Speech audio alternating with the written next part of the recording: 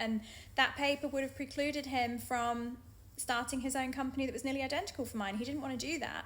He didn't want to sign the papers. He didn't want to agree to leave me alone. And now to sneak up on me years later, after I've lost my business, I've lost a £1 million turnover business. So my net worth at the time was about £5 million, and it went to pretty much zero overnight. Left me with mental health problems. I was already traumatized. Like, isn't it unfair that I've been through all that hell from this man when I've not done anything wrong? And then he sneaks up and opens this court case against me that I don't know anything about and I haven't been notified on, and I have had my bank account frozen and a travel ban, all these things, and then the solution is just to hand him more money. Like, I don't think that victims of Darvo and of domestic abuse should just hand their abusers more power.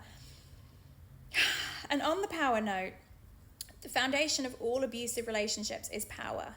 And there is no greater way to exert power over me, like a young, successful woman who has a public profile, than by trapping me in a country, by enacting a travel ban, by taking away my ability to earn money, by destroying my...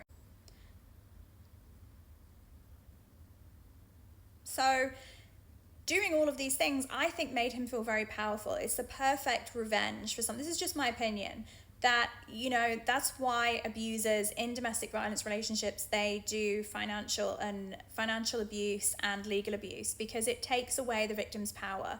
And, I think there was maybe some jealousy there. Like, I'd heard from people that he was claiming that he was the owner of my business and all sorts of other things. But good luck trying to explain to Emirati Muslim men about Darvo or coercive control. In the Emirates, domestic abuse is not a crime, domestic violence is not a crime, and marital rape is not a crime. So it's really a great place to operate from if you're a man that likes to do these things. And if you want to target women in business and, bleed them dry and threaten them and coerce them and harass them, it's a great place for you to do that. So those are just my thoughts on Darvo. And my situation when I was trapped there for those 2 years had escalated to the point where I think they got fed up with me, and they actually put me in jail for a while,